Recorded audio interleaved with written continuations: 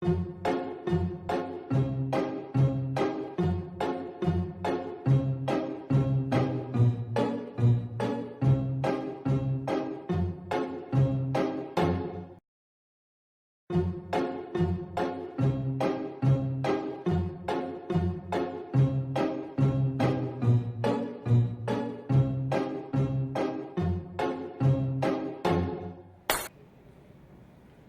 nombre es Carlos Andrés Arevalo Jaramillo, persona en condición de discapacidad hace 4 años y estudiante de la Universidad Católica de Colombia en la Facultad de Derecho.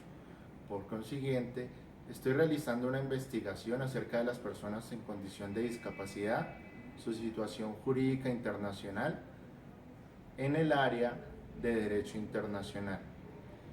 Antes que nada, desarrollaremos brevemente qué es la discapacidad, qué son los derechos humanos y veremos las normas en vigencia que están para la protección de esta población vulnerable, sus antecedentes históricos para así poder dar solución al problema jurídico y llegar a las conclusiones de la investigación.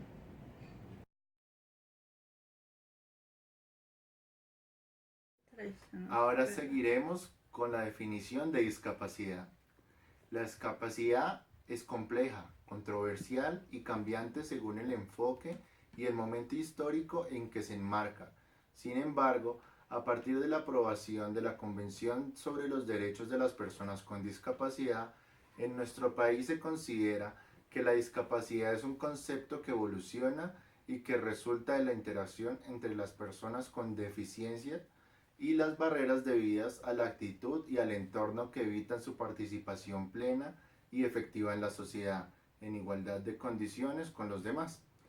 El enfoque biopsicosocial define la discapacidad desde el punto de vista relacional, como el resultado de interacciones complejas entre las limitaciones funcionales, físicas, intelectuales o mentales de la persona y del ambiente social físico que representa las circunstancias en las que vive esa persona. Incluye deficiencias y limitaciones en la actividad y restricciones en la participación, denotando los aspectos negativos de la interacción entre el individuo con una condición de salud y la que los factores contextuales, individuales, factores ambientales y personales no la favorecen.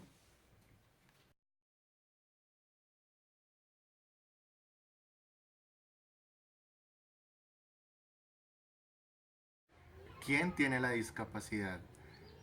En el mundo, del total de la población, 650 millones de personas son las que lo padecen, el 10% de la población mundial, el 20% en los países más pobres, el 30% son jóvenes habitantes de calle, el 80% vive en países en desarrollo.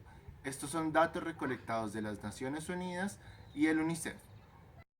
Bueno, continuamos. ¿Qué son los derechos humanos? Los derechos humanos son el conjunto de valores éticos que componen la dignidad humana, propia de todos los hombres desde que nacen, sin distingo de religión, raza, edad, sexo, condición social o pensamiento. Las características de los derechos humanos son básicamente 6 características. La primera, son universales, porque todos los individuos poseen los mismos derechos sin distinción alguna.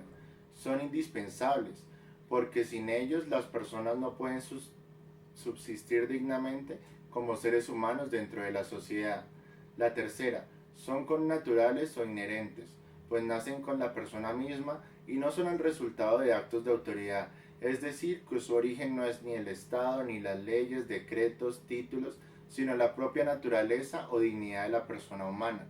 Son limitados, porque terminan donde comienzan los derechos ajenos. Son obligatorios. Los derechos humanos imponen una drástica obligación a todas las personas y al Estado, de respetarlos y hacerlos cumplir. Es así como los derechos humanos son indivisibles, interdependientes, complementarios y no jerarquizables. Son integrales. Se parte del principio de que toda persona tiene los derechos fundamentales, por lo tanto no existe diferencia entre la importancia de ellos. Ahora bien, vamos a hablar de los antecedentes jurídicos. Primero, la Declaración Universal de los Derechos Humanos de la ONU de 1948. Segundo, el Programa de Acción Mundial para las Personas con Discapacidad, ONU 1982. La Convención de los Derechos del Niño, ONU 1989. Las normas uniformes sobre la igualdad de oportunidad para las personas con discapacidad, ONU 1994.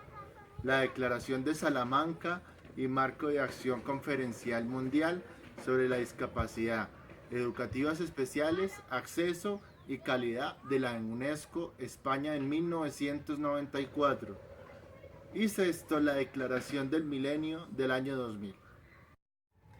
El sistema de derechos humanos actual tiene por objeto promover y proteger los derechos humanos de las personas con discapacidad, pero las normas y mecanismos existentes de hecho no proporcionan protección adecuada para los casos concretos de las personas con discapacidad. Es este motivo por el cual se crea esta convención. Las convenciones internacionales tienen la misión de proteger los derechos humanos de los grupos especiales en riesgo de discriminación y a muchas personas con discapacidad les impiden recibir educación, conseguir empleo, tener acceso a la información, obtener el adecuado cuidado médico, desplazarse e integrarse en sociedad para así poder ser aceptados. Bueno, es momento de presentar nuestro problema jurídico. Y dice así: existiendo la Declaración Universal de los Derechos Humanos, ¿por qué es necesaria una convención sobre los derechos de las personas con discapacidad? El propósito de la convención es promover, proteger, garantizar el disfrute de los derechos humanos por parte de las personas con discapacidad. Esta cubre una serie de ámbitos fundamentales: la accesibilidad, la libertad de movimiento, la salud, la educación, el empleo, la habilitación y la rehabilitación, la participación en la vida política, la igualdad y así no ser discriminados. Marca un cambio en el concepto de discapacidad, pasando por preocuparse en materia de bienestar social a una cuestión de derechos humanos propiamente. A través de la historia, las personas con discapacidad han sido consideradas como individuos que requieren la protección de la sociedad y evocan simpatía más que respeto. Esta convención sería un paso importante para cambiar esta percepción de discapacidad y asegurar que las sociedades reconozcan que es necesario proporcionar a todas las personas la oportunidad de vivir la vida con la mayor plenitud posible.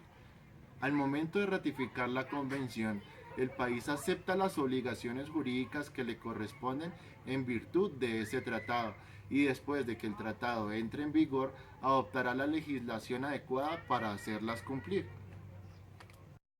La Convención sobre los Derechos de las Personas con Discapacidad creará obligaciones para los estados. Los estados se verán obligados a introducir medidas destinadas a promover los derechos de las personas con discapacidad y a luchar en contra de esta discriminación. Eliminará las leyes y prácticas que establecen una discriminación hacia las personas en condición de discapacidad y les tendrá en cuenta en la manera de la aprobación de nuevos programas y nuevas políticas en favor. El doctor Juan Sebastián Jaime Pardo, abogado de la Universidad de los Andes y asesor del programa País, Programa de Acción por la Igualdad y la Inclusión Social, nos dijo del tema lo siguiente.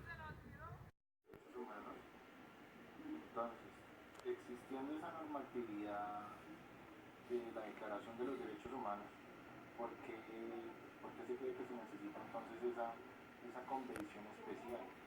Porque si viene existiendo la igualdad, la equidad, la protección de toda persona, que no haya discriminación, ¿por qué tendría que existir esta nueva convención especial para las personas en situación de discapacidad? Digamos que teóricamente no tendría por qué existir, pero en la práctica, digamos, el acceso en general a los derechos y como a la sociedad de comunidades, hay una brecha todavía, una brecha tan grande que eso fue digamos, el motivo principal que justificó la creación de una convención, en términos de no vamos a crear derechos nuevos, porque eso es una de las cosas que se aclaró digamos, durante todo el proceso de la convención, como no estamos creando derechos nuevos, sino que estamos siendo muy concretos en cómo deben ser leídos, cómo deben ser interpretados los derechos que ya existen para que sean realizables para personas con discapacidad. Y ofrece unos conceptos muy importantes sobre la aplicación práctica de los derechos. Entonces, por ejemplo, el concepto de ajustes razonables, que es un concepto que se utiliza en la convención, y es un concepto que se usa, digamos, para hacer exigir los derechos o para hacer prácticos los derechos de las personas con discapacidad de manera transversal, en términos de que los ajustes razonables se usan en términos de accesibilidad, de educación, de trabajo, de vida en la comunidad, y por ejemplo los apoyos en la toma de decisiones para el tema concreto, por ejemplo, de capacidad jurídica. ¿Cómo se controla esta convención a nivel internacional? ¿Cómo se controla cómo se vigila su implementación? Pues la convención, como la mayoría de las convenciones, tiene su comité. El comité de la Convención sobre los Derechos de las Personas con Discapacidad. Y digamos, hay un control periódico en el que Colombia, por ejemplo, ya presentó su primer informe. Colombia ratificó en 2011, a los 2 años tenía que presentar su primer informe de implementación, ya lo presentó. Y ahorita, en agosto, o sea, ahorita en un par de meses, va a ser la audiencia en Ginebra en la que se va a evaluar el Estado colombiano. Esa es como la primera forma de control. El Estado dice cómo lo está implementando y la ONU le dice va bien, va mal, etc. Ahora, a ese comité también se presentan insumos adicionales por parte de la sociedad civil, que dice esto que dice el informe no es cierto, o al Estado le falta más trabajo en esto, o más trabajo en lo otro. Y hay un informes, antes se llaman informes sombra o informes alternativos, y hay unos informes muy significativos porque lo presenta una coalición de organizaciones de personas con discapacidad y pues, personas con discapacidad como activistas independientes. Y ese informe ya fue presentado en Naciones Unidas y es va a ser una de las pautas pues, que va a tener el comité a la hora de evaluar Colombia frente a la información que presentó el Estado hace 2 años. Luego de ese primer informe hay el Estado tiene que presentar nuevos informes cada 4 años, me parece. Y esa es una de las formas de hacer vigilancia sobre la implementación. Hay otra forma de vigilancia que no es aplicable en Colombia, lastimosamente, y es el protocolo facultativo de la Convención. El protocolo facultativo lo que habilitaría sería llevar a Colombia, digamos, como un caso, o sea, digamos, cuando una persona quiera hacer justiciable directamente la Convención, podría hacerlo frente al comité directamente, digamos, en sede como un órgano de justicia. Colombia no ha ratificado el protocolo facultativo, es más, creo que no lo ha firmado, ni siquiera. De manera que en este momento todavía no es posible hacer justiciable la convención de esa manera, sino simplemente haciendo incidencia por medio de los informes que presenta directamente el Estado. Conclusiones. Aunque algunos países han promulgado una detallada legislación en favor de las personas en condición de discapacidad, hay otros países que no lo han hecho. Debido a las prácticas discriminatorias, las personas en condición de discapacidad tienden a vivir a la sombra y al margen de la sociedad, y como resultado, sus derechos no se toman en consideración. Por eso, se necesita una norma universal, jurídicamente vinculante, para asegurar que los derechos de las personas en condición de discapacidad se garanticen en todo el mundo. Además, las normas uniformes no son el instrumento jurídicamente vinculante y los defensores de las personas en condición de discapacidad advierten que sin una convención no se podría exigir el cumplimiento de estas obligaciones. La convención no crea en ningún momento derechos nuevos. No obstante, lo que hace es expresar los derechos existentes en una forma que atiende las necesidades y las situaciones de las personas en condición de discapacidad.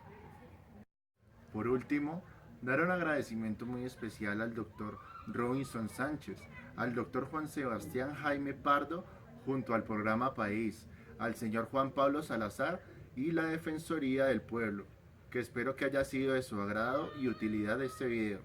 Gracias.